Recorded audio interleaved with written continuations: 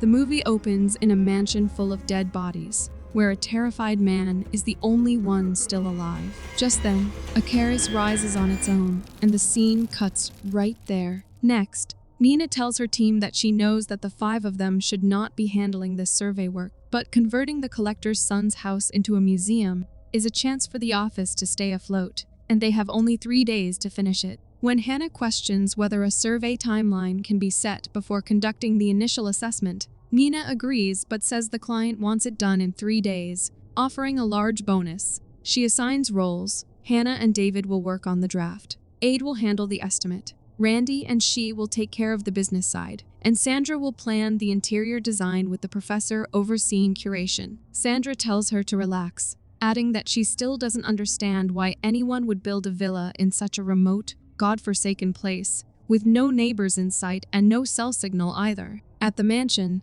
Nina thanks Randy for the project, and he welcomes them to his home, the Wisonko house. He then introduces Nina to Professor Durga, explaining that Durga is a history professor who will help curate the artifacts in the house. Since Randy himself has no idea about his father's collection, Durga introduces them to his assistant, Mayang, saying she will help him put together a database. After that, everyone gets to work, and Hannah notices someone there, and David sees her looking, but doesn't spot anyone there. Just then, they're startled by a woman who silently walks past them. Hannah asks, "Who is she?" And David replies, "The housemaid."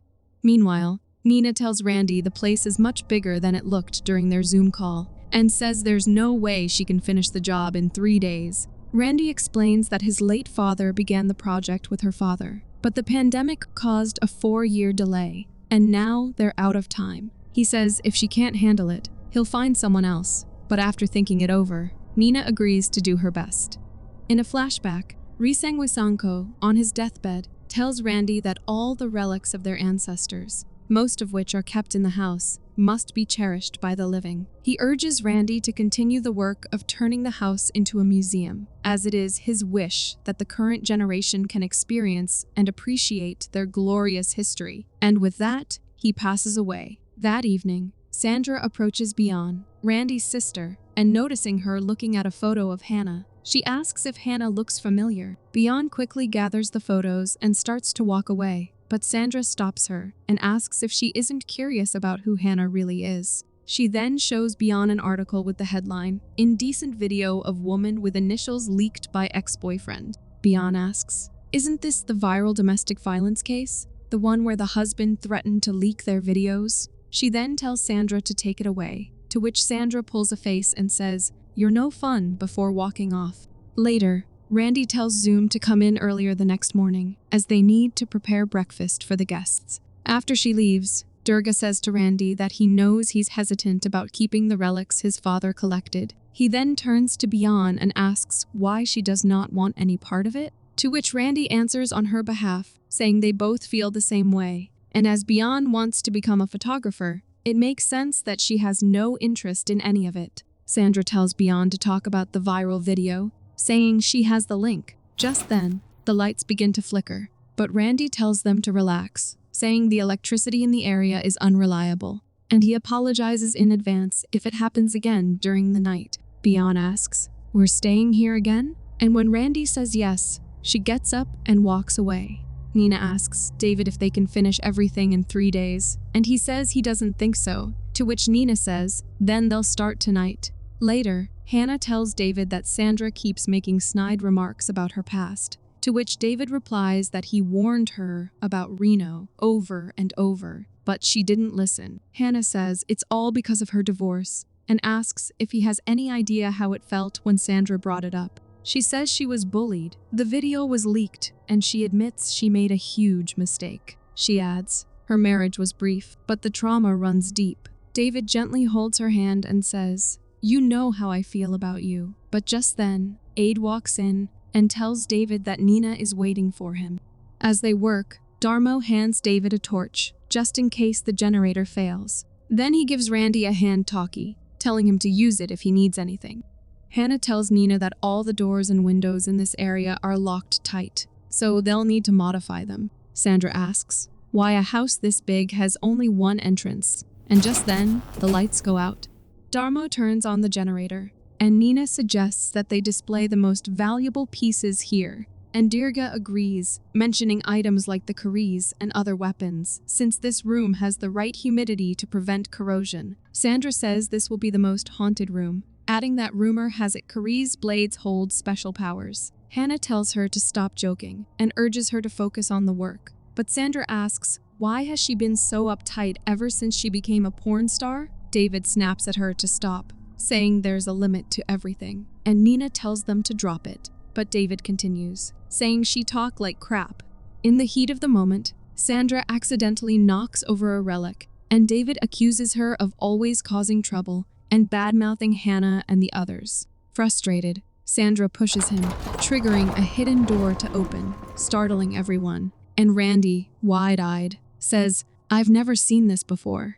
The door leads them to a basement filled with more relics and a massive statue, and Sandra immediately declares, this is definitely the most haunted room in the house. Hannah asks Randy if he knew about this room, to which he replies that what he realizes now is that he doesn't know anything about his father. Meanwhile, Mayang sees a square foundation and says it is written in Pallava script, which says, once upon a time, there was a kingdom doomed because of a war, and a disaster too. Durga says, Jangala, explaining this kingdom met its fate, with almost nothing left to keep as evidence. Around 1970, he heard there was a missing relic during an excavation, but it is now in front of their eyes. Sandra picks up a Karis and studies it closely, but lost in the moment, she accidentally cuts her thumb, and as the pain sets in, something strange begins to happen to her hand. Bion asks Durga if a relic can have magical powers, and Randy tells her not to start with that again. But Durga explains that the Karis holds prestige, and it is believed that the blade grants its owner favorable outcomes. David jumps in, saying, let's take the Mpu Gandring Karis as an example, and ask, is it really cursed? Durga replies, sometimes, when they study a historical artifact, they consider myths, legends, and folk tales. Even if they seem overly superstitious, they might still be rooted in truths from the past. Durga begins telling another folk story, that when Samarot Saha became king, Jangala was nearly destroyed during the war with Kadiri. The Karis held unmatched prestige, and the king was confident he would win the war with its power. He continues, all Karis makers were summoned, but Sandra interrupts, revealing that they were forced to forge a Karis to help Samarot Saha become a powerful ruler, one capable of defeating Kadiri. Just then, the lights begin to flicker, and Sandra suddenly doubles over and vomits a black liquid, shocking everyone. She then collapses, and the group rushes to her aid. Randy and David help her onto a sofa, and then they remove her jacket. Nina gently asks if she's okay, but Sandra begins acting strangely and stares blankly at everyone. She then looks at her hand, and the lights cut out. And when it comes back on, Sandra is gone. David asks, what's going on? While Hannah turns to Randy and asks, what was this room used for? Randy stares at her blankly, unable to answer, when suddenly they hear a sound. Aide says he thinks it would be best if they leave now, but David urges him to wait. They then move forward, and Sandra suddenly appears atop the statue. She declares, the seventh Karis finally holds power, and in return, it demands blood. With that, she vanishes again, leaving everyone terrified, and before they can understand anything, she suddenly lunges at Durga and drags him away. Then, she grabs Durga and hurls him to the ground, and as Durga tries to crawl away, Sandra sits on top of him and drives the Karis into him, horrifying everyone. She then tosses his body aside and lets out a scream at him.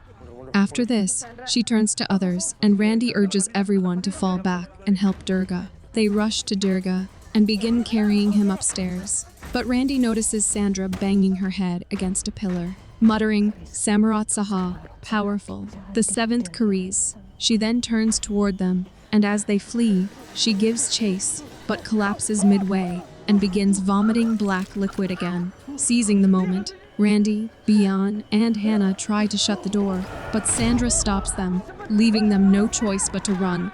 Mayang says she warned her so many times not to mess with the Karis, and Nina asks, who has the access code?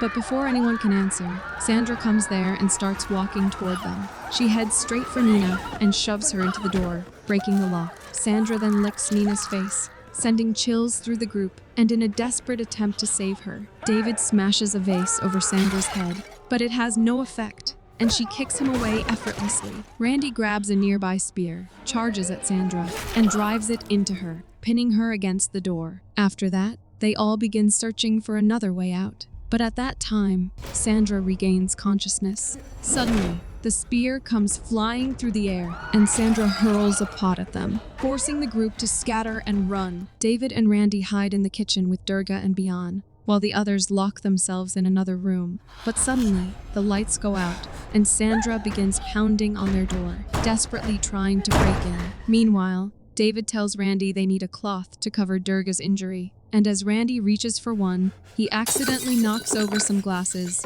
and Sandra's eerie laughter echoes through the house. David quickly uses his jacket to stem the bleeding, and Durga tries to say something about the Karis. But just then, they hear a sound, followed by the kitchen door swinging open on its own. Randy peeks out, and seeing no one there, whispers that they should move in that direction. However, as they crawl forward, they hear a strange voice, and to their horror, they spot Sandra levitating in a corner. She laughs menacingly, and when Bian looks at her, Sandra signals for her to stay quiet. But when David glances over, Sandra has vanished. Suddenly, objects in the kitchen begin falling on their own, and before they can react, Sandra grabs Durga and drags him onto the table while the others flee in terror. Sandra holds the knife without hesitation and drags it across Durga's face, peeling the skin away like wet paper. She then slices open his stomach, pulls out his intestines, and throws them onto the floor. Sandra then looks around the kitchen, and we see Aid hiding silently on top of the kitchen cabinets, and a visible curve forms on the blade.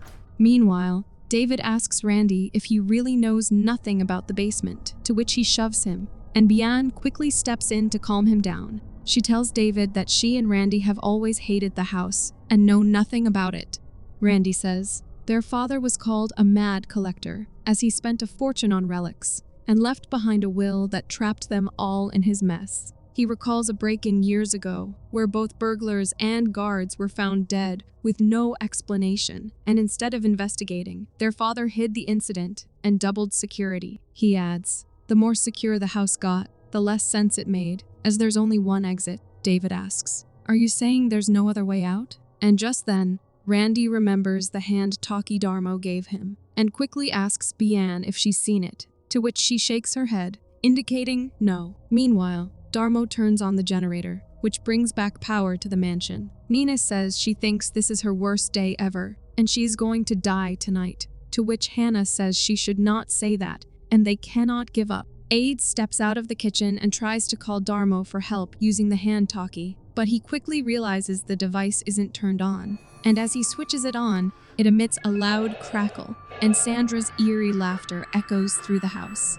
Meanwhile, Darmo enters the code to unlock the door, but finds the keypad unresponsive. He then uses a key to open the door, and the moment he steps inside, he senses that something is wrong. Darmo begins searching for Randy and the others, and as he turns, he comes face to face with Sandra, who suddenly lunges at him and plunges the Karis into his neck. And with one swift motion, she severs his head, and another curve appears on the Karis. Nina and the others come out of the room, but Sandra throws Darmo's severed head in front of them, sending them fleeing in terror. Sandra chases after them and leaping onto a table before launching herself at Hannah and knocking her down. As Sandra tries to stab her, Hannah holds her off, desperately trying to snap her out of it. Hannah manages to kick Sandra away, and Mayang grabs a fork. As Sandra gets up, Nina strikes her. Mayang stabs her with the fork, and Hannah then shoves her to the floor. Sandra, however, gets back up, pulls the fork from her back, and stabs Nina with it. Hannah kicks Sandra away and rushes to help Nina, and as they back off, Sandra advances toward them, but David knocks her down with a stool. All four of them then work together to force Sandra and pin her to the wall. But suddenly, she tries to reach for David, who yells at Hannah to get Nina out of there. After they both leave, David tells Mayang to run for her life, and they also flee from there. Bian calls out to David and Mayang to come over, and they quickly follow her, and together, they hide in the basement with Randy. Meanwhile, Nina and Hannah hide in another room and block the door with a closet. David says he's not sure they'll be safe, no matter where they hide, to which Beyond says they can't stay here much longer and need to leave soon. Randy warns that if they try to leave now, they'll be in danger, and tells her he doesn't want anything bad to happen to her. David says, sooner or later, that door's going to break down, and asks does he wants this basement to become their graves? Randy responds, we can only get out with the master key, and Darmo must have it, so they have to find him. Meanwhile, as Sandra pounds on the door, Hannah hurriedly slips under the bed to hide. Beyond finds her father's journal, and Mayang reads it aloud. A Kariz maker was summoned to forge a powerful blade, but knowing he'd be killed afterward, he gave it a dark purpose. The Kariz carries a curse. Whoever wields it will go mad and crave blood. With each life it takes, the blade curves, and once it claims 7 lives, it returns to its straight form, marking the start of Jengala's downfall. Randy says, that means there have to be 7 deaths in this house tonight. And David, realizing Hannah is in danger, rushes out, while Sandra manages to break the door open.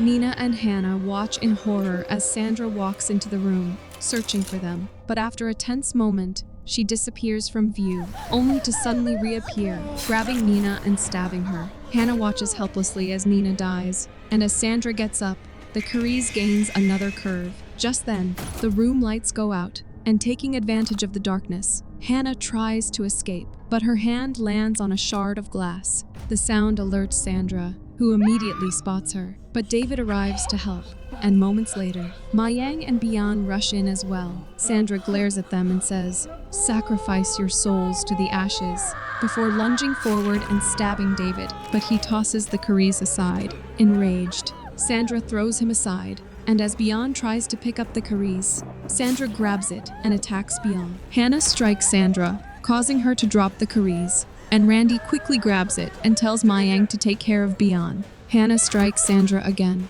breaking her leg, and then knocks her unconscious. Aide, still in hiding, calls out to Randy and asks, where's Sandra? To which Randy quickly tells him to be quiet and move away. Hannah and Mayang help David outside, but in the meantime, Sandra regains consciousness. Beyond says, those wounded by the Kariz will also be cursed, and they might die, and Mayang solemnly confirms it. Just then, they hear Sandra's scream echo through the house, and moments later, they see her descending the stairs. Meanwhile, Randy and Aide search for Darmo's body, but they hear Sandra's laughter, and to their horror, they see her charging toward them.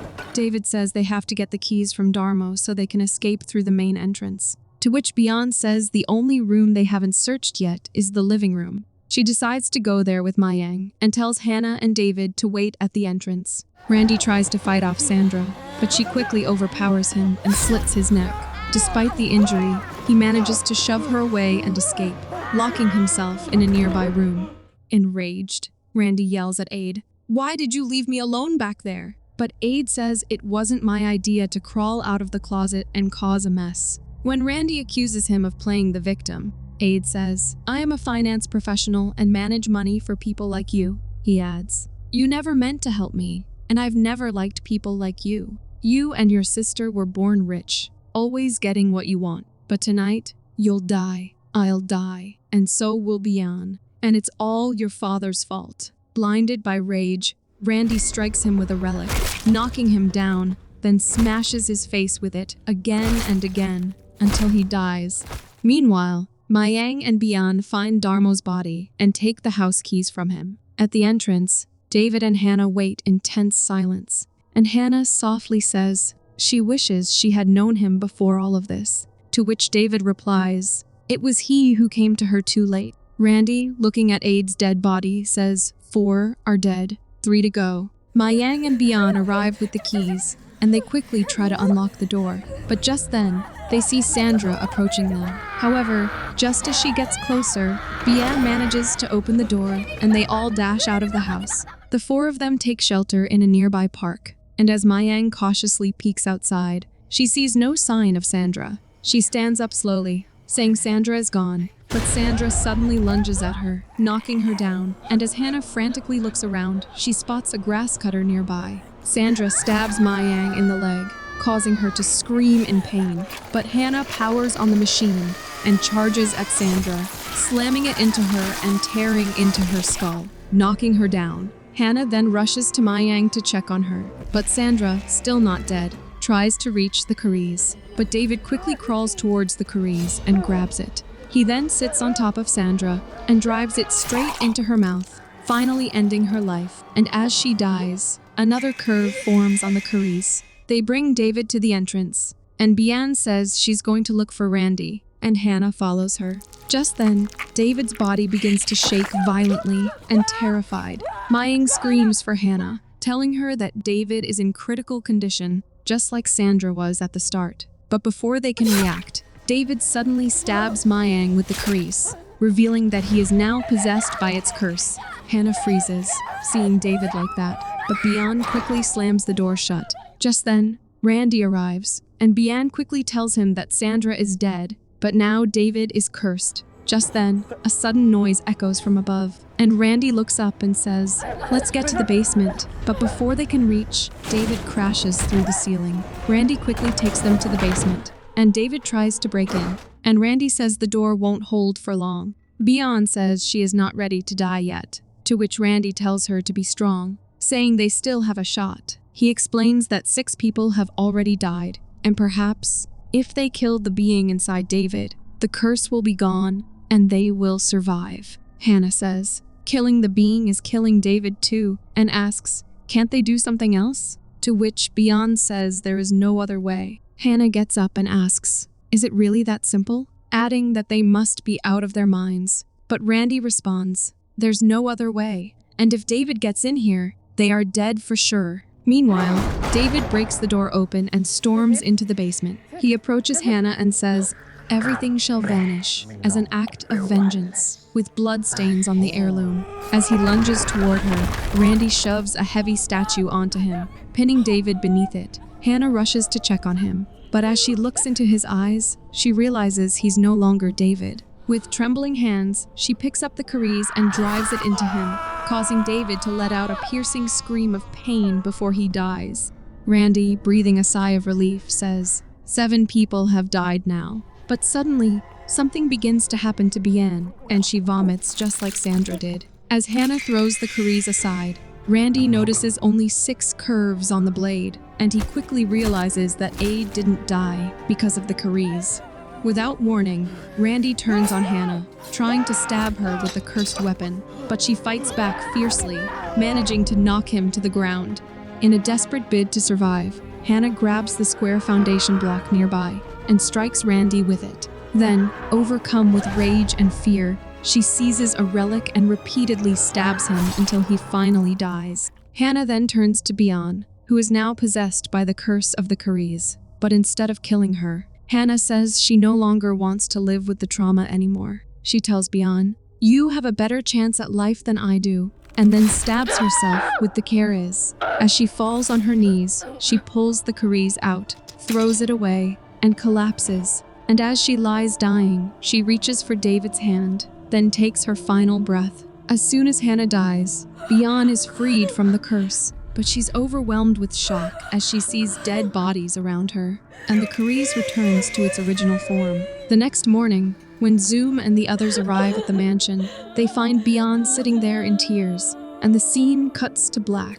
A few months later, the mansion is transformed into a museum, and the Carice still rests in the basement. Thanks for watching. If you enjoyed the chills, hit that like button, subscribe, and turn on notifications so you never miss a scare. Until next time, stay spooky.